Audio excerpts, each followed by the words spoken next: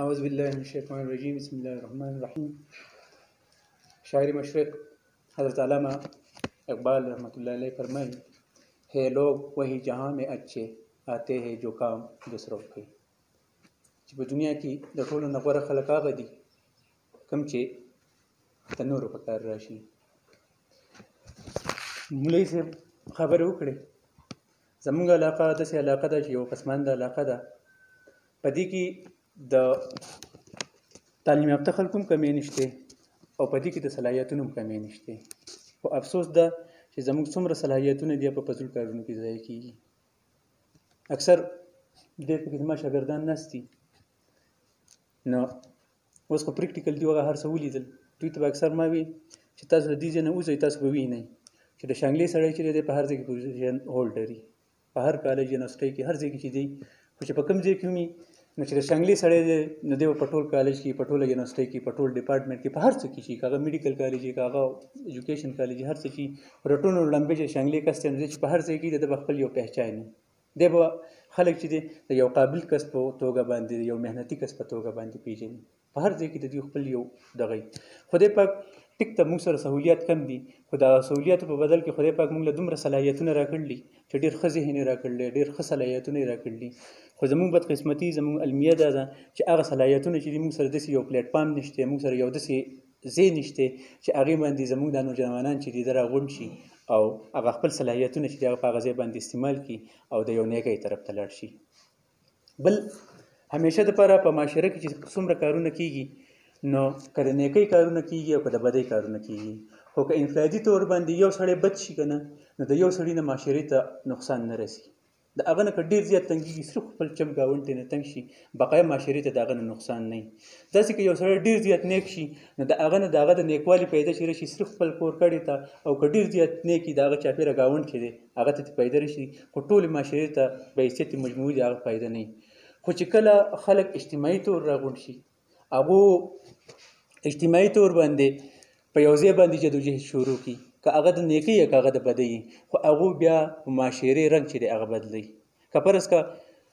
یو کس غلی نو یو باندې د هر چا نظر هغه د چا نقصان داسې نشي کولی، خو که فرض که دا غله 3-4 شي نو هر ځای کې بیا ډاکې لګوي، په ټوله معاشره کې بګاړ پیدا شي. دقسې که یو کس نیک وي نو هغه نیکي انفرادي نیکي چې دی هغه نه ښکاري، ډېره کم وي. خو که 3-4 نیکان یو ځای شي او هغو په شریکه باندې یو کار شروع کړي نو د هغې بیا ډېر ښه اثرات دي، ډېر زیات ښه اثرات دي. لکه مولوي صاحب مثال ورکړو د تبلیغي جماعت، نو موږ ګورو که فرض که تبلیغي یو په یو ځای کې دی او خپل انفرادي کار کوي نو ټیک شو، انفرادي طور هغه په خپله دغه چې د محله چې د په هغې کې ګشم کوي، هر څه کوي، خو انفرادي طور باندې هغه دومره کار نشي کولی. خو که دغه کسان دي 4-5 یو ځای شي، سیروزه کې وځي، حشره کې وځي او هغه بیا لاړ شي او اجتماعي طور چاته کښېني نو د هغې خبرې بیا بل شانې اثري ډېر زیاته. نو د تنظیم د جوړولو ضرورت ولې پېښ شو؟ هم په دغه یو سوچ باندې چې شکر دی موږ سره د هر پیړ والا خلک موجود دی، داسې خلک موجود دی چې په هغو کې تړپ دی، هغو د نیکۍ کار کول غواړي، خو صرف او صرف دا دی چې دلته یو پلیټفارم نشته، یو موقع نشته، یو داسې ځای نشته چې موږ په هغې باندې یو ځای شو او خپل صلاحیتونه چې دي هغه د ښه کارونو لپاره په معاشره کې د نیک کارونو لپاره استعمال کړو. بل اکثر زموږ د ټول ایکسپیرینس دی دا موږ وینو چې څومره زموږ معاشرتي ژوند دی، موږ په خپله معاشره کې ګیر چاپېره چاپېرچر کې داسې خلک وینو چې هغه معاشي لحاظ سره انتهایي زیات کمزوري، مالي لحاظ سره ډېر زیات کمزوري. نو موږ غواړو چې موږ د دوی سره مدد وکړو، خو انفرادي طور ممکن نه، موږ نشو کولی. هر څه یو سړی چې دی هغه په خپلو مسایلو کې ګیر دی، نو ذاتي طور باندې ممکنه نه چې موږ د هغه مدد وکړو. البته هغه کم درد چې دی هغه زموږ په زړه کې هغه درد راځي. نو د هغې دپاره چې کله زموږ یو اجتماعي کوشش وي، هغه پښتو متل دی وایي د ډېرو امسا د یو ګېډی، نو چې داسې مونږ ستاسو شانې نیک کسان، ښه سوچ والا کسان دا یو ځای شي نو نن دا یو دی کېدای شي سبا 20 بل 40. په دې 2009 کې په پنجاب یونیورسټۍ کې زموږ یو پروګرام و، نو د هغې موضوع دا وه توره تیاره وه، هغې کې یو دغه دی قید اعظم کیمپس په ګراونډ کې موږ موجود وو، نو تیاره وه، بلبونه ملپونه هر څه مړه وو. زموږ د ټولو سره په لاره کې لاس کې یو مشال و، یو لوړ و، د هغې سر ته به چیډله تړل وه، تیلو کې به یې دغه کړ وه، دا د ټولو په لاس کې و. نو صرف یو سوچ ورکاو چې رڼا به څنګه خوروئ، رڼا. نو یو کس خپل مشال ولګاو چې هغه ولګاو د هغه نه بل ولګاو نو چې دوه شو د دوه نه بیا څلور ولګول د څلور نه اته شو تقریبا 15-20 منټ کې هغه ډېر غټ ګراوند دی 15-20 منټ کې هغه ټول چې دی رڼا شوه ټول رڼا شوه نو د ښځو مثال چې دی هغه هم دقسې دی چې فرض که کوم کس ښه سوچي نو ښه کس چې دی کله سوچ وکړي د ده سوچ راځي د ده سره پلیټفارم وي د ده سره ځي نو دی د ځان سره بل ملګری کړي د بل سره بل ملګری کړي د بل سره بل ملګری کړي نو انشاءالله هغه ورځ لرې نه ده چې څو لږ وخت وروسته به زموږ دا معاشره چې ده د دې د حالت چې دی دا به بلکل بدلي دا به داسې نه وي اوس موږ چې زموږ په معاشره کې دنیا شی مسایل دي او ظاهره خبره ده موږ سره وسایل نشته نو موږ ټول مسایل نشو حل کولی اوس کله چې موږ تنظیم بنیاد ایږدو نو زموږ په ذهن کې یو څو خبرې دي فی الحال صرف او صرف موږ په 2 نقطو باندې به کار کوو 7 نکاتي جنډه به زموږ چې دا به زموږ د تنظیم کوم مقاصد چې دي چې په هغې کې د هغې نه علاوه که چېرته موږ سره داسې هنګامي طور باندې یو موقع راځي نو هغه د تنظیم چې کوم کسان دي هغه به کینې په مشوره باندې د 2 نقطو نه علاوه هغه بله خبره هم کولی شي اوس زموږ تنظیم چې دی په دې کې به د ټولو لومبنۍ خبره دی چې دې کې موږ څومره کار کوو دا به صرف او صرف لله بالله په دې کې به نه منصب طلبي نه به د عهدې طلبي نه به د مال دولت طلبي په دې کې موږ د خپل جیب نه شی راغلو لګوو چې کله په موږ کې خلوص وي په موږ کې اخلاص وي نو بل چې موږ ته ګوري هغه متاثره کېږي خو که کله موږ په خپله موږ کې لالچ راشي نو بل موږ څوک هم نشو متاثره کولی نو چې زموږ څومره کاري نو چې هغه صرف او صرف لله بالله صرف او صرف زموږ مقصد چې دی هغه دنیاوي جاه و جلال نه دنیاوي مناسب نه دنیاوي ګټه نه خو صرف او صرف د رب هغه خوشنودي چې ده رضا حاصلول چې دي دی او د هغې سره سره چې زموږ په معاشره کې داسې کسان دي چې هغه د ژوند کوم د دور چې دی د ژوند د منډه چې ده هغه د نورو خلکو سره نشي وهلی نو چې موږ هغوی له لږ لاس ورکړو چې هغه د نورو خلکو سره یو شان د خپل ژوند تېر کړي چې د هغو نه احساسي کمتري یا د محرومۍ کم احساس چې دی چې دا ختم شي او په طور مسلمان دا زموږ فریضه هم ده ځکه موږ به رب له جواب هم ورکوو چې لکه اوس د روژې میاشت ده روژه موږ نسو نو روژې بنیادي مقصد څه دی احساس چې موږ ته د بل د لوږې احساس هم وشي موږ ته د بل د تندې احساس هم وشي موږ ته د هغه د تنګدستۍ احساس هم وشي نو اصل کې د دې لپاره نو چې موږ که داسې یو شعور په موږ کې پیدا شي چې فرض کړه زموږ په معاشره کې یو داسې کس چې هغه دا وسایل چې دي دا هغه نشي کولی نو چې موږ په داسې انداز کې چې د هغه عزت نفس هم مجروح نشي او هغه د ژوند دا کوم منډه چې ده په دې کې د نورو خلکو سره برابر رواني اوس زمونږ دغه چې دي کم کسانو مدد مونږ کولی شو نو زمونږ تنظیم چې دی په دې کې به څه قسمه خبره نه به دی چې لکه د چا سره سیاسي وابستګي ده څه قسمه سیاسي وابستګي به زمونږ د چا سره نه ها انفرادي طور د هر چا خپله پارټي د خپل سوچ دی هغه دې ځان له په خپل ځای کوي خو په طور تنظیم اجتماعي طور باندې تنظیم به اجتماعي طور نه د چا سپورټ کوي نه به د چا مخالفت کوي مونږ ته ټول قابل احترام دي او ټول چې دي مونږ به ورته په یو نظر باندې ګورو په طور اجتماعي مونږ به د چا سپورټ هم نه کوو د چا مخالفت هم نه کوو مونږ د چا دا به هم نه وایو چې لکه یا دا سړی داسې رنګ نسل فرقه دا څه به هم نه کوو مونږ چې د چا مدد کوو نو بیخي د مساوات او د برابرۍ په بنیاد باندې چې مونږ به هر سړی چې دی د هغه مدد کوو هغه د هر ځای چې مونږ ته مستحق سړی میلاویږي هغه هر څوک چې په هر ځای کې شي مونږ به د هغه مدد کوو اوس زمونږ اووه نکات چې دي نو هغه اووه نکات زمونږ کوم دي لومبنۍ نکته زمونږ د ټولو نه لومبنی مقصد به دی چې کوم غریب خلک دی نادار خلک دی چې هغه د ژوند کوم خپله روزمره ضرورت دي هغه نشي پوره کولی د ټولو نه لومبنی ترجیح به زمونږ هغوی چې د هغو ضرورت مونږ پوره کړو مثال په طور باندې هغه ته د راشن ضرورت دی مونږ هغه له راشن واخلو هغه ته د کپړې ضرورت دی مونږ هغه له کپړه واخلو فرض که هغه بیمار دی بچی بیمار دی خپل علاج نشي کولی مونږ د هغو علاج وکړو هغو ته د هغې سهولت درکړو صحیح شوه دویم به زمونږ صحیح چې کم کسان دي هغو ته بنیادي ضرورت چې کوم شی نه دي لکه فرض که کپړه شوه صحیح شوه د هغوی داسې کسان دي داسې کسان خو شکر دی دلته نشته دی چې څوک په مکان کې نه کوټه نه بار اوسېږي خو که چېرې داسې سچویشن راشي چې یو سړي کور نه نو هغه ته په هغې کې مدد فراهم کولو او ورسره نور ضرورت زندګي چې کوم دي هغه وله ورکولو درېیم چې دی که چېرته داسې علاقې چې په هغې کې د اوبو ډېر سخت ضرورت وي اوبه پکې نه نو د خپل د تنظیم د مالي استطاعت مطابق هغه ځای ته د اوبو بندوبست کول که هغه د پوی په ذریعه باندې کېږي هغه چې په هغه ټیم کې مونږ کېنو مونږ خپل حیثیت ته وګورو زموږ د حیثیت مطابق چې په هغه ځای باندې مونږ څه کولی شو انشاءالله چې سوچ زموږ ښه او اخلاص په مونږ کې نو زمونږ کار چې دا به ورځ په ورځ مخ په وړاندې رواني عبدالستار ایدي چې دی پاکستان نه بلکې د دنیا په سطح باندې هغه د خدمت خلق یو نوم دی هغه خپل کار چې شروع کړی دقسې د یو دکان د مخې نه شروع کړی او په یوازې باندې نن په ټوله دنیا کې هغه یو نوم دی په دنیا په ټاپ ان جی اوز کې دی چې د خلکو خدمت کوي نو انشاءالله زمونږ سوچ دا دی چې مونږ کې اخلاص وي په مونږ کې بغض نه په مونږ کې حسد نه مونږ کې ذاتي مفادات نه مونږ کې لالچ دی نو مونږ به روز په روز په پورته روان یو هر څه به ټیک شي نو درېیمه خبره زموږ دا ده چې په کوم ځای کې فرض که اوبه نو هغه ځای ته مونږ د خپل مالي استطاعت مطابق د اوبو انتظام به کوو هغه چې په هر طریقه باندې کېدی شي اوس یو ځای داسې شو خصوصا په کلو کې دا مسلې چې اجتماعي لارې کوڅۍ او په هغې کې اکثر اوبو موبو ګنده دا رواني منځله څوک ځي کپړې ته نظر کېږي او اجتماعي شی نو دلته زموږ اجتماعي شي ته څوک هم نظر نه کوي نو چې فرض که داسې یو ځای چې په هغې کې داسې ګنده نالۍ کوڅۍ هغه مونږ پاخه کړو چې خلک دغه شي یا جماعتونه زمونږ نو د جماعتونو هم زمونږ اکثر داسې چې پراپر هغه سیستم نه نو که په جومات کې داسې چې جای چېرته د کارپېټ ضرورت وي بلب ضرورت وي پنکۍ ضرورت وي نو چې هغه مونږ اخلو د دې نه علاوه داسې ځای نه چې هغې کې کومه عوامي بیت الخلا چې داسې ځای چې لکه هغې کې د باتروم چې د واشروم د دې سیستم دی نو هغه پکې جوړه کړو اکثر د جوماتونو سره دا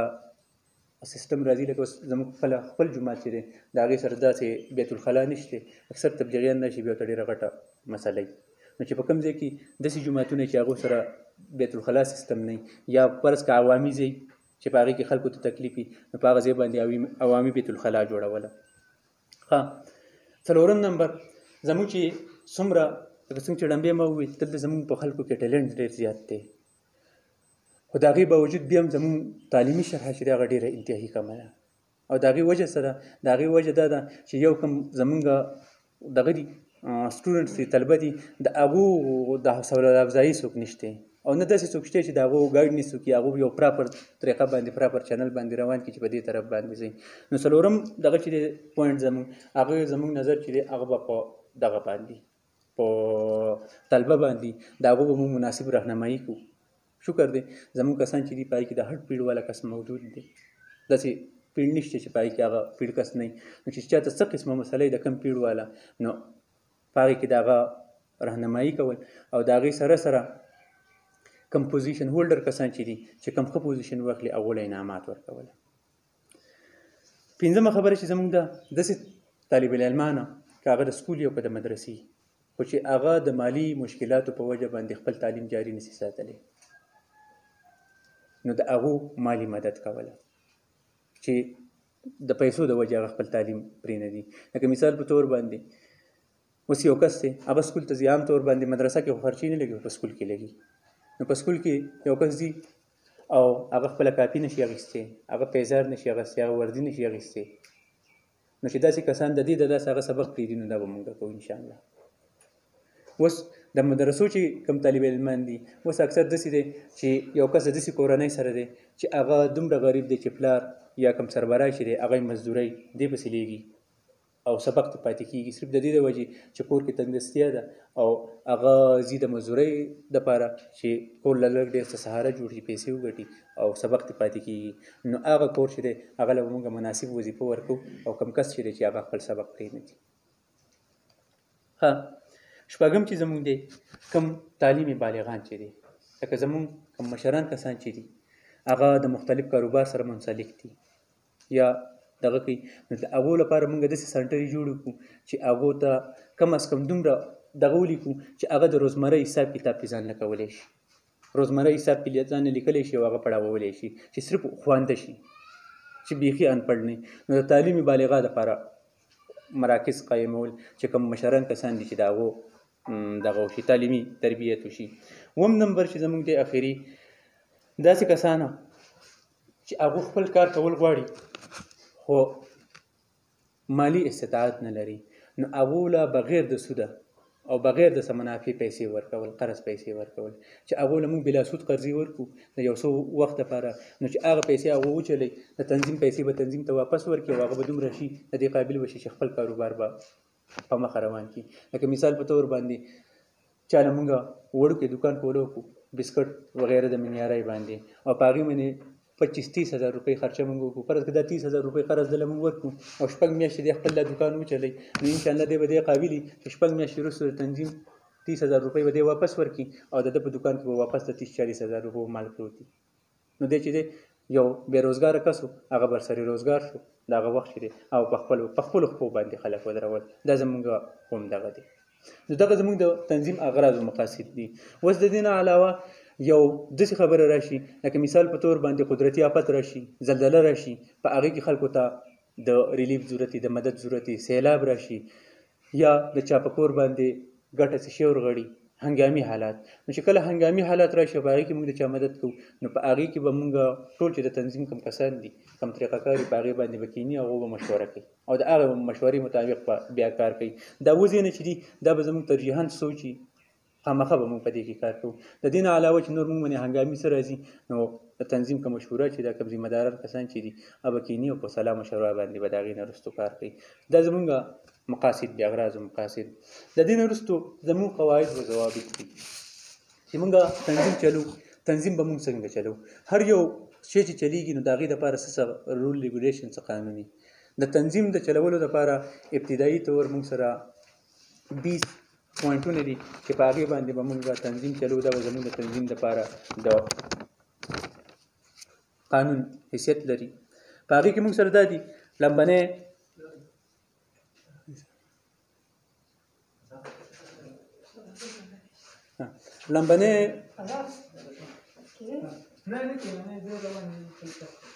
لمبنی موږ سره دا دی چې هر هغه کس چې هغه موږ سره خپل ټایم ورکولی شي په اخلاص سره د تنظیم چې کوم قواعد و ضوابط دي د هغې سره مطابقي او خپل ټایم ورکولی شي اخلاص پکې، نو هغه د تنظیم حصه جوړېدی شي. اوس د تنظیم حصه به څنګه جوړېږي؟ د تنظیم کوم حصه چې دا موږ په 3 سټیپو کې ایښودې ده. لمبې چې دی دا ټول به د تنظیم کارکونان دي، ټول به د تنظیم کار کوي. څومره کسان چې د تنظیم لپاره کار کوي دا د تنظیم کارکون دی. اوس په کارکون باندې به څه قسمه زور نه وي، زور زیاتې به نه وي، هغه چې څومره کار کوي په خپل مرضۍ به کوي. اوس هغه کسانو چې هغه ذمهوار کسان دي، هغه پوهه کسان دي، بنیادي کسان دي او بنیادي طور باندې دا تنظیم چلی، نو چې کله هغه شي نو هغه به په 2 سټیجو کې چې کوم کسان موږ په دې پوهېږو چې دی د ذمهدارۍ قابل کس دی، دا کس چې دی د یو کار پسې ولیږو دا کار دی پوره کوي، ښه په خپله ذمهوارۍ باندې کار کوي، نو هغه به موږ سره روکني. صحیح ده. اوس یو کارکون داسې دی چې هغه ډېر انتهایي په دلجمعۍ سره کار کوي، ډېر انتهایي په ښه طریقه باندې کار کوي او موږ په دې پوهېږو چې دی د رکن اهل دی. دله بیا موږ یو قام ډکوو، یو ګوشاره د رکنیت دپاره او په دغه ټیم کې به د ده جال پړتال د تنظیم کوم ذمهداران چې دی هغه کوي چې فرض که دا کس چې دی په دې کې خیانت خو نشته، ټیک شوه، په دې کې غلا غلطي دا څه خو نشته، په دې کې ذاتي مفاداتو دپاره خو نه دی لګیا، نو چې هغو دغه ټیم کې به دی امیدواري روکني چې هغو په دې باندې پوه شو نو دا به ډایرکټ روکني کوي. نو تنظیم زموږ بنیادي کسان چې دي په 3 کسانو به مشتمل. یو موږ سره کارکون چې دی موږ ټول عام چې یو دا ټول کارکنان یو، په کارکون به څه قسمه زور نه وي، دی به په خپله مرضۍ کوي کار کوي. دویم چې دی امیدواري روکن هغه کس چې هغه ښه ذمهدار کس او تنظیم کار ته خپل کار وایي او خپل کار کوي، نو هغه چې د رکنیت کوم پام دی هغه ډک کړي او هغه ټیم دپاره چې څو پورې د رکنیت منظور شي نه دی روکني. دریم رکن هغه کسان چې د هغو رکنیت منظور شي، صحیح شوه، نو دا به بیا د تنظیم بنیادي او ذمهوار کس وي. اوس څومره چې د تنظیم ارکان د دوی سره به احتساب هم کېږي، د دوی نه به تپوس هم کېږي، د دوی نه به د هر څه د دوی د قول پیل د هر څه په باره کې تپوس کولی شي. دا به ذمهوار کسان او د تنظیم بنیادي ډانچه چې د هغه به په دې باندې روان وي. بل دوی ته چې کوم کار حواله شي هغه به دوی خپله ذمهداري او به دوی په هر طریقه چې هغه بیا دوی کوي. ها دویم چې دی څومره کبایر شي چې یو کس داسې و چې هغه په کبیره ګناه کې راوننسلی شو، لکه فرض که یا کم اخلاقي جرایم چې دي غټ غټ په دې کې راونزلی شو نو د هغه کس رکنیت په د هغه وخته پورې معتایلي چې د څو پورې هغه د هغې نه کلیر شوی نه بس فرض که یو کس زنا کوي شراب څکي لوتي دی غلا ډاکې کوي نو که فرض که داسې یو کس چا باندې الزام ولګي نو د هغه رکنیت چې دی هغه به د هغه وخته پورې معطلي چې څو د هغې نه صفا شوی نه که فرض که ثابت شو پې نو دی به د تنظیم حصه نه دی به دغه دریم چې دی حتمی فیصله چې ده دا به مجلس شورا کوي د تنظیم حتمی فیصله اوس شورا به څه شي تنظیم چې زموږ دی په دوه سټیپو کې دی یو عام تنظیمونه چې کومي تاسو ټولو کتلي چې کوم روایتي تنظیمونه په هغه کې عہدې صدري جنرال سیکرټري بیا سیکرټري سره لاندې نور سیکرټریان دي نایب صدري سینیر نایب صدري مالیاتو سیکرټري داسې پریس سیکرټري آفیس سیکرټري اډیټ سیکرټري یو خدا تنظیمي ډانچه ده خو اکثر په دې تنظیمي ډانچه چې په دې طریقه باندې جوړه شي په دې کې دا چلی که نه چې په دې کې کوم اعلی عهدیداران دي نو د هغو خبره چې ده هغه بیا اخري حرف اخري او اکثر فیصلو باندې هغه اثر انداز کېږي نو موږ دغه داسې جوړ کړلی چې فرض که په دې کې فیصله کېږي نو چې فیصله د یو کس په وجه باندې نه یا یو څو کسان په هغې باندې اثر انداز نه شي خو چې زموږ څومره فیصلې چې هغه اجتماعي فیصلې د اجتماعي فیصلې دپاره موږ داسې کړلی چې په دې کې موږ یو مجلس شورا جوړه کړله مجلس شورا داسې ده چې دا د مشورې کسان دي او د ټول فیصلو اختیار چې دی هغه به د شورا سره د شورا مخې ته به صدر هم جواب دی د هغې ته به سیکرټري هم جواب دی څومره چې تنظیمي ډانچه ده د تنظیمي ډانچې به د شورا په مخ کې څه قسمه حیثیت نه وي فیصلې چې څومره دي دا به شورا کوي د شورا سره به دا اختیار هم وي که فرض که د یو صدر سیکرټري د هغې د کارکردګۍ نه هغه مطمئن هم نه نه هغه ختمولی به شي چې لکه په تنظیم باندې چې اجازهداري نه یو کس یا څه کسان چې دي چې هغه په دې باندې خپل تسلط نه قایموي خو که فرض که یو کس ټیک روان دی زموږ د ټولو ورور دی یو کس ټیک نه دی روان خپل کار نه کوي نو چې د نورو سره دا اختیاري چې هغه سایډ ته کړي او کم کس چې کار کوي چې هغه رامخکې کړي چې تنظیم وچلي نو شورا چې ده شورا به موږ سره 15 کسان دي 15 کسان چې دي هغه به ټول تاسو منتخب کوئ 15 کسان چې 15 کسان به تاسو منتخب کوئ چې دا 15 کسان به شورا دا 15 کسان چې دي دوی سره به د ټولو فیصلو اختیار چې دا به دوی سره څه قسمه فیصله هم دوی کوي د هغې اختیار به دوی سره که صدر منتخب کوي هغه هم دا 15 کسان منتخب کوي که سیکرټري منتخب کوي هغه هم دا 15 کسان منتخب کوي په یو ځای کې امداد ورکول دي هغه هم دا 15 کسان ورکوي ټیک شوه د چا نه سره اډیټ کول دي فرض که مالیت یو کس ته حواله دي د هغه سره د پیسو حساب کتاب دی هغه هم دا شورا کوي دغه 15 کسان به کوي ټول اختیار چې د تنظیم دی نو هغه به د دې کسانو سره او دا کسان چې دي دا به ټول اجتماعي طور دا کسان منتخب کړي چې څوک منتخب کړه هغه د شورا ارکان دي بیا به شورا چې ده هغو خپله تنظیمي ډانچه جوړه کړي صحیح شوه نو دریم دغه زموږ دا چې حتمي فیصله چې ده دا به د شورا به اخري فیصله کوي د شورا ارکان چې دی هغه موږ سره 15 دي 15 ارکانو باندې مشتمل اوس د وخت مطابق که فرض که موږ سره تنظیم چې دی دا وسیع شي پیلو شي او بیا موږ سره د شورا ارکان زیاتېږي نو موږ زیاتولی هم شو د وخت مطابق که کله کسان وغواړي نو کمې بیشې به کې کولی شي مستقل نه ده چې خامخا به 15 پنځمه خبره دا ده چې د تنظیم کم ذمه داران منتخب کیږي دا به په خفیه رایې باندې منتخب کیږي لکه اوس فرض که شورا له موږ کسان منتخب کوو زموږ د انتخاب به څه طریقې اوس د کس د انتخاب 2-3 طریقې دي لکه یو ووټینګ کول دي ښکاره امیدوار ودرېږي چې یاره زه د صدر امیدوار یم زه د سیکرټري امیدوار یم یا سلیکشن کول دي چې یاره د پلانکې کس چې دی دا له ټولو نه غوره دی دا شو خو په دې کې مسله دا ده چې په دې کې هغه د خدمت هغه جذبه چې کومه ده که نه هغه کمیږي ختمیږي لکه موږ چې څومره دي زموږ پړامبۍ کې وي چې زموږ بنیادي مقصد چې دی هغه صرف د رب رضا ده څه قسمه جاه جلال یا منصب یا عهده دا به د یو کس په ډه کې هم نه نو زموږ ټول چې دی د صدق دل نه موږ به دا کوو چې موږ به خپلو کسانو ته ګورو او الله تعالی چې دی هغه به حاضر ناظر ګڼو او دا فیصله به کوو چې یاره د خلکو خدمت په ښه طریقه باندې په موږ کې کم یو کس کولی شي او موږ خپل ووټ هغه کس له ورکوو په دې کې به زموږ څه قسمه دغه نه د ووټ ورکولو طریقه به زموږ څنګه وي زموږ به خفیه رایې دی لکه اوس فرض کړه موږ شورا ارکان منتخب کوو، موږ څومره کسان چې ناست یو کس په دې ټولو له کاغذونه ورکړي واړو کوړو کې بیلټ ټیک شوه، او هر کس دا څومره چې ناست دي باقاعده امیدوار به نه وي، ځکه باقاعده امیدوار شي فرض کړه دا دوه تنه چې دي دا موږ سره امیدواران شو، موږ چې ته صدر لپاره الیکشن کوو، نو ظاهره خبره ده که زه د یو له ووټ ورکوم د دې بل په ذهن کې به مسله پیدا کېږي، بل له ووټ ورکوم بل ذهن کې به مسله پیدا کېږي، کېدای شي چې بل یو کس وي چې نه زه هم د ده سره ودرېږم، نو د هغې نه به داسې یو مسله جوړېږي. نو موږ خو بیا رایدارۍ سره به کسان منتخب کړو او به دی چې تاسو له کله بیلټ درکړي ښه په ایمان سره چې کوم کس سره ټولو نه غوره ښکاري هغه له خپل ووټ ورکړي، خپل بیلټ راغونډ کړئ، یو کس په بیلټ یې ټولې راغونډې کړي ټیک شوه، او چې کوم د ټاپ 15 کسان راغلو هغه به د شورا کسان وي. پوه شوئ په دې خبره باندې چې دې ټولو ته بیلټ یې میلو شي، هر یو کس په د خپل خوښې کس له ووټ ورکړي، چې کله د خپل خوښې کس له ووټ ورکړو بیلټ یې به راغونډې شي، دغه ته به شمار وکړي، فرض کړه لمبني کسان 15 ووټ واغستو، بل 14 واغستو، بل 13 واغستو ټیک شوه، بل 9 واغست، بل 5 واغست، بل 4 واغستو، دا 4 چې چا اغستی دی دا 15 نمبر باندې دی، نو د 4 پورې دا 15 کسان چې دي دا د شورا ارکان شو، فقط چې کوم چا 3 2 اغستی دی هغه پاتې شو. دغه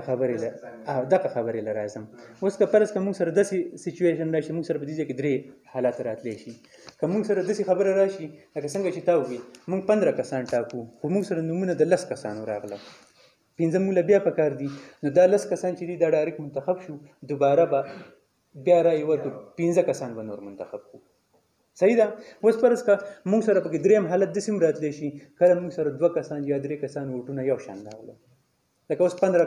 14 کسان منتخب شو، 15 کس چې دی 3 کسانو 3 ووټونه واغستو، او خو یو شان دي، اوس به موږ څه چل کوو، نو په دغه کې به بیا موږ صرف د هغه 3 کې الیکشن وکړو، بیا به په هغه 3 کې یو غوره کړو ټول کسان، نو چې هغه 3 کې یو له چا ته ټولو نه زیات ووټ ورکړي هغه ممبر شو. نو چې کله شورا جوړه شوه، نو شورا چې ده دا به ټول اختیارات د دې سره او د ټول تنظیم کم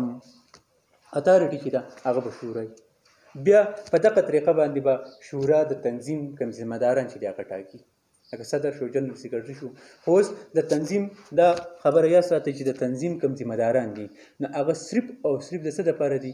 لکه بعد د نور خلکو سره موږ میلاویږو د هغو سره خبرې اترې کوله ټیک شوه، هغو په دې خبره باندې راضي کول کنوینس کول چې هغو نه موږ فرض کړه څه پیسې میسې اخلو، ډونیشن ترې نه اخلو، مراعات وصولول، دغه د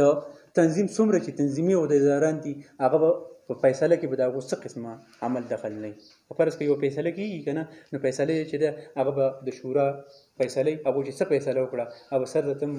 منظوري، هغه سیکرټري ته منظوري، په شورا کې که صدر و نو هغه به د عام کس په شاني، په شورا کې به دا ټول برابري، د تنظیمي چې کوم کسان دي نو هغه په فیصلو باندې اثرانداز کېږي نه. عهدې چې دي زمونږ دا به د یو کال لپاره، هر کال بعد به انشاءالله دوباره الیکشن کېږي، او په دوباره الیکشن باندې چې بیا نوي کوم کسان راغلو که زاړه هغو دوباره منتخب کړو که نوي منتخب کړو، خو کال بعد به کابینه چې ده د دوباره منتخب کېږي، شورا ومه او دغه تنظیم ومه. رایشماري چې ده د هغې په حق کې به د چا په حق کې دغه نه کوو، چې کله موږ دغه کوو ووټ ورکوو نو دا به نه کوو لکه دلته زه ووایم چې ته د خپل ووټ دله ورکړه دا یو ټیک دی، یا هغه ته ووایو چې ته د خپل ووټ هغه له ورکړه، یا تاسو دا ووټ هغه له ورکړئ، څوک به کنوینس کوو نو هر یو کس د خپل ذهن مطابق کوم کس ته ښه ښکاري هغه له دې خپل ووټ ورکړي، چا دنیاداري پکې نه راځي. بل چې دی په میاشت کې به کم از کم موږ 2 میټینګونه کوو، هره میاشت چې ده په میاشت کې به موږ 2 میټینګونه کوو، یو میټینګ چې دی هغه به د ټولو کسانو د تنظیم چې څومره کسان دي هغه ټول به کښېني او هغو خپل تجاویز خپله کارکردګي دا به پیش کوي، او یو میټینګ چې دی هغه به د شورا کېږي، چې شورا چې دی هغه به خپل حساب کتاب او دا هر څه کوي چې په دې میاشت کې زموږ حساب کتاب څومره دی، زموږ آمدن څومره دی، زموږ اخراجات څومره دي، او موږ له مخکې ته څه کول پکار دي. نو په هره میاشت کې به کم از کم 2 میټینګونه چې دي دا خامخا کېږي. 10 نمبر احتساب عمل چې دی دا به سخترین وي، ګورئ په کوم ځای کې چې احتساب نه وي نو عقل ته اکثر خامیانې فتنې چې دی دا جنم اخلي، فتنه چې کله راوچتېږي، خامي چې راوچتېږي نو د هغه ځای نه راوچتېږي چې په کوم ځای کې احتساب نه وي، حساب کتاب نه وي، چې کله یو کس وړوکې غونې غلطي وکړي او هغه ته معاف کړي نو سبا هغه ډر چې د هغې نه غټه غلطي وکړي، بل ورځ ښه غټه غلطي وکړي. نو هغه کومه فتنه چې هغه راوچته شي. نو احتساب چې دی سخترین احتساب وي. لکه تنظیم چې څومره کسان دي د هغو سره به د یوې روپۍ حساب کېږي. فرض که هغو پیسې لګوي، لکه یوازې دا نه ده چې موږ دغه خلکو له امداد ورکوو. لکه تنظیم کسان دي هغه چېرته وځي، په هغو باندې به روټۍ ټیم راځي، په هغو باندې به رچي ټیم راځي، او داسې یا کرایه پرې راغله او هغو خپل اخراجات وکړو، نو د اخراجاتو به هغه کلیر کټ حساب کتاب ساتي چې په هغې کې فضل خرچي نه وي، په هغې کې کته بره نه وي، چې کلیر کټ حساب کتاب وي. احتساب انتهایي سخت احتساب به کېږي او احتساب به د ټولو دپاره برابر وي، د هر چا سره به یو شان احتساب وي. ښه، احتساب چې دی هر څوک احتساب کولی شي. د احتساب دپاره هر څوک چې دی هغه اهل دی، هغه که د شورا رکن یي او که نه وي. که فرض که بار یو کس دی او هغه په یو ځای باندې اعتراض وي چې په دې ځای کې فرض که غبن شی دی یا پیسه چې د هغه په صحیح طریقه باندې نه استعمال شي، نو هغه صرف شورا ته یو درخواست ورکړي چې لکه په دې ځای باندې تاسو احتساب وکړئ، شورا به په هغې باندې احتساب کوي. احتساب چې دی هر چا ته دا حق حاصل دی چې هغه احتساب وکړي. ښه، که چېرته په یو رکن باندې د تنظیم په یو رکن باندې څه قسمه شوبه وه د غبن یا د بې ضابطګۍ، نو چې څو پورې د هغه سره حساب کتاب نه شي، د هغه فیصله نه شي، نو هغې پورې به د هغه بنیادي رکنیت چې دی دا معطلي، هغه به په څه قسمه کاروایي کې د تنظیم نه شاملېږي. ښه، که فرض که په چا باندې مالي الزام ثابت شو چې هغه بند کړی و، غلا یې کړی و د تنظیم نه، پیسې بې ځایه استعمال کړی و، او د هغه چې کوم خپل عذر پیش کړو هغه عذر شورا ته قابل قبول نه و، نو هغه به د تنظیم نه وخت کېږي او د هغه نه چې کوم غبن هغه کړی او پیسې به ترې وصولېږي. ها، که چېرې د تنظیم یو عهدیدار چې تنظیم هغه که سکرټري که صدر هر څوک شي، نایب صدر، هغه د خپلې عهدې غلط استعمال وکړو،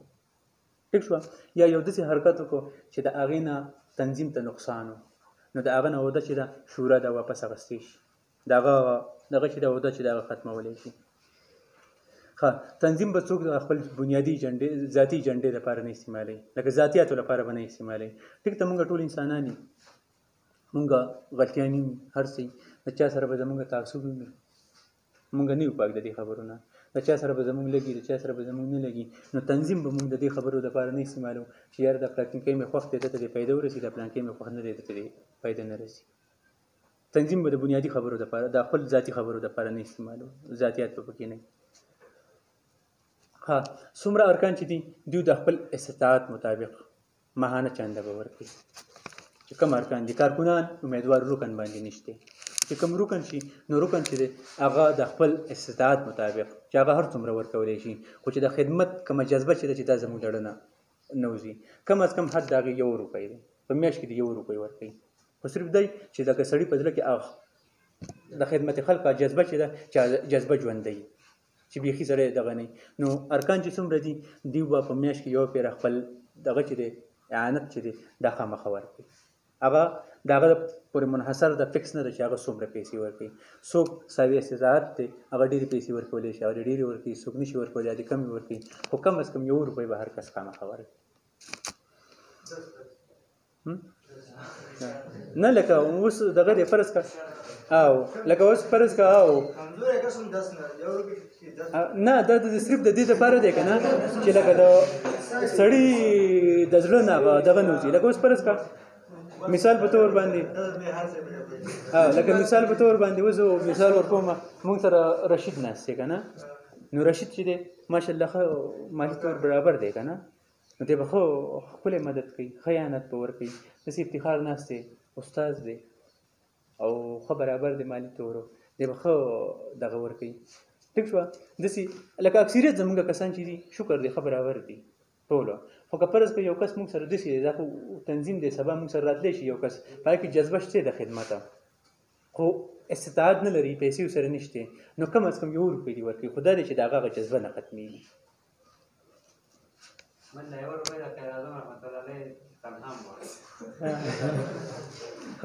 او ارکان چې خپل کوم اعانت ورکوي دا به د 10 تاریخه پورې جمع کوي، ټول اعانت چې دی دا به په مرکزي دفتر کې جمع کېږي. اوس زموږ دفتري چې دي په 2 طریقو باندې، یو زموږ مرکزي دفتري، یو ځای به موږ په صلاح مشوره باندې په یو ځای کې مرکزي دفتر کولی وکړو، نو په هغې کې به زموږ ټول مال چې دی هغه به هغه ځای ته راجمع کېږي، په هغې کې به موږ دا کوو چې موږ سره دلته کم سورسز راځي نو په دوه طریقو باندې راځي. یو نقد روپۍ دي، موږ له چا نقد روپۍ راکړي. یو دا دی چې لکه فصلونه دي. اوس موږ چې څومره دغه راجمع کوو اعانتونه د خلکو نه، نو نقد روپۍ خو دلته خلکو سره ډېرې زیاتې کمې وي. خو چې موږ خپل سیستم جوړ کړو، دلته زکاتونه دي، صدقات دي، خیرات دی، ټیک شو. دغسې دا د اختر دا فطرانه ده چې دا موږ راجمع کړو په ښه طریقه باندې، نو دا چې دی دا زموږ د تنظیم لپاره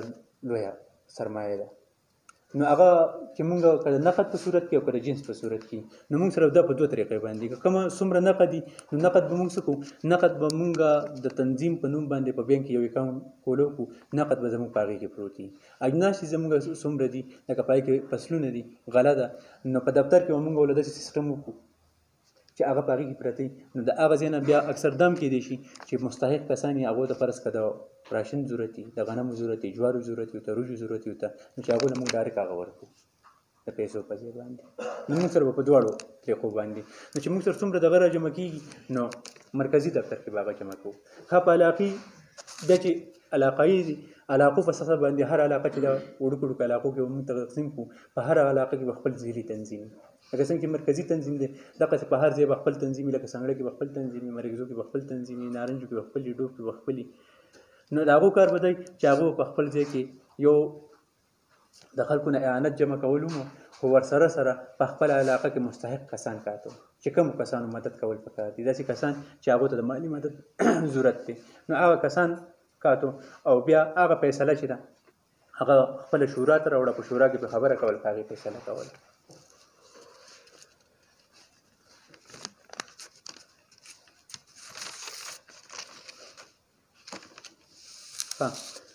بله دا که فرض که موږ سره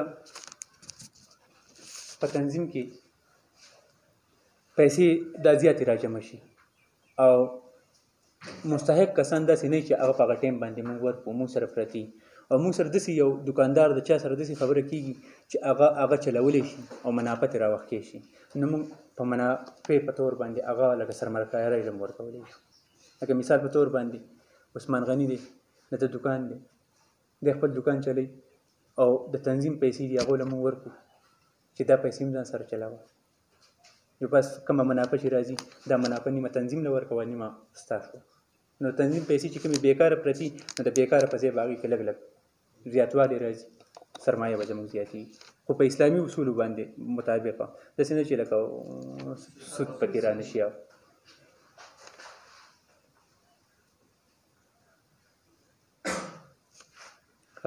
بل هر میاشت چې دی په دې کې کارکردګي راپورټ چې دی دا په سوشل میډیا هر څه باندې به موږ ورکړو.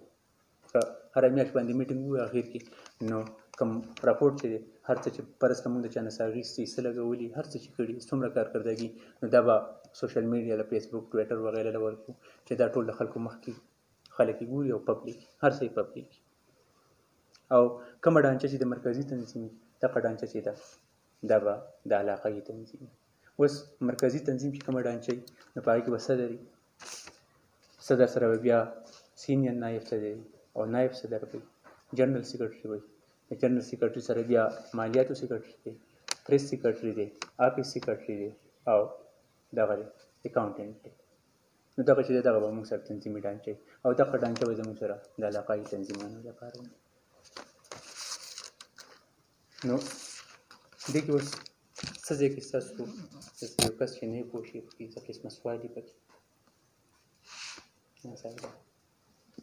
وایي کېنه تاسو تنظیم چې دی دا به صرف د مخوزي په سطحه دی یا د شاملې په سطحه دی یا د صوبې سطحې ته اړولی شو یا د ملک په کوم لیول باندې دی باونډري به کوم دا چې دی فلحاله سټارټ مونږ یو تقریبا د خپلې علاقې نه اخیستی دی که نه، د اسماعیل خیل نه اخیستی دی، خو لکه فرض که اوس مونږ سټارټ چې دی نو د مریکزو علاقه ده، د سنګړۍ برجوکاڼي، لکه دا درې علاقې چې دي دا درې خاوره کې ده، لکه دې درې خاورو کې مونږ سټارټ اخیستی دی. او ظاهره خبره ده چې کله زموږ سوچ ښایي نو دا به ورو ورو مخکې ځي. مونږ سره دا دغه نشته، د رجسټریشن مسله ده انشاءالله مونږ به دې له رجسټریشن شو، خو چې لږ ونې مونږ سیټ شو بیا به رجسټریشن کوو د ډي سي سره. او مونږ دا دغه نه مونږ خو سوچ دا دی چې مونږ داسې کار وکړی، داسې دغه وکړی چې دا څومره مخکې د تللی شوی چې لاړې، لکه څنګه چې تاسو ته ما د ایدي دغه درکو چې ایدي د یو دوکان نه کار شروع کړی او نن شکر د انټرنیشنل تنظیم دی که نه نو موږ دغه قید ادا نه لګو لکه زموږ خو دنیاوي څه مقصد نشته که نه صرف د خدمت جذبه ده د خدمت د جذبې دپاره چې څومره کوم را پیدا کېږي نو زموږ بوج به کمیږي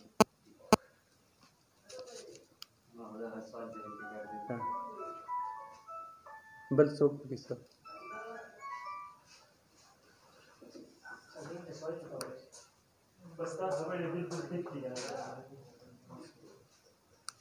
څه سوالي پکې یا داسې دا کم دغه چې ما وویل دې کې سرحد بدل کول غواړي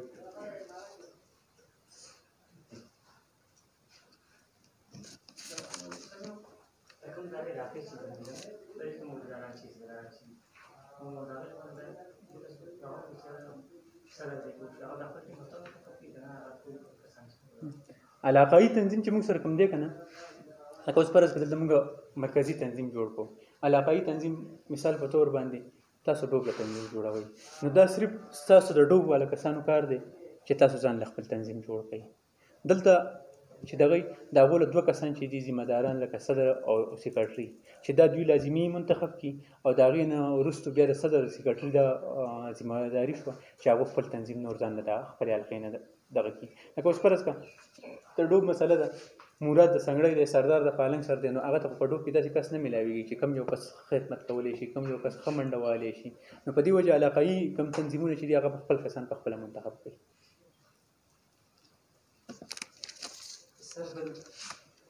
دا شورا چې دا به صرف مرکزي باندې که نه دا به په علاقایي باندې شورا چې دا صرف په مرکزي باندې صرف په مرکزي باندې وي او صرف په مرکزي باندې به ځکه کوي که نه چې لکه زمونږ هغه مرکزیت نه دی چې هغه ختم نشي لکه مونږ او چې مونږ منتشر نشو د یو بل نه لکه اوس فرض کړه مونږ په هر ځای باندې شورا کېږو هر ځای دا اختیار ورکړو چې تاسو خپله فیصله په خپله کوئ هر یو خود مختار شي که نه نو بیا مطلب دا چې هغه تنظیم چې دی کېدای شي سبا هغه ځای کسان یو شان فیصله کوي دې ځای بل شان کوي بل شان کوي هغې منځ کې اختلافات راشي نو چې اختلافات راشي زموږ مرکزیت چې کوم دی هغه به ختم شي د یو بل نه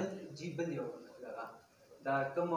مالیت دغه چې راغونډېږي دا به ډایرکټ ټول هر څه به مرکز ته راځي دا به ټول هر څه مرکز ته راځي بیا به د مرکز نه دغه کېږي دا به بیا د مرکز نه دغه کېږي بالکل لکه اوس علاقایي تنظیم چې دی د هر ځای که نه هر ځای علاقایي تنظیم د هغو به دا ذمهداري بنیادي ذمهداري چې هغو د خپل ځای مستحق کسانو لیست جوړ کړي چې زما په ځای کې دا کسان دي او د هغو کوم مالي سټیټس چې دی چې لکه دوی په مالي حالات یې څنګه دی څومره ګزاره کېږي بیا فرض کړه ستاسو د دې کسان راغلو د سنګړۍ راغلو د مایرې راغلو نارنجو راغلو ډوب راغلو نو ډېر کسان راغلو که نه بیا به تنظیم خپل مالي حالت ته ګوري که فرض کړه ټولو مدد یې کولی شو ټیک شوه که نه شو کولی دا شورا به کښېني او بغیر د څه تعصبه بغیر د څه خبرې د ټولو د مستحق کسان به وګوري چې هغې کوم د کسان چې ګوري چې دې کوم سره باقاعده د دې سکور وګوري بالکل چې سکور وګوري بالکل دا ټیک خبره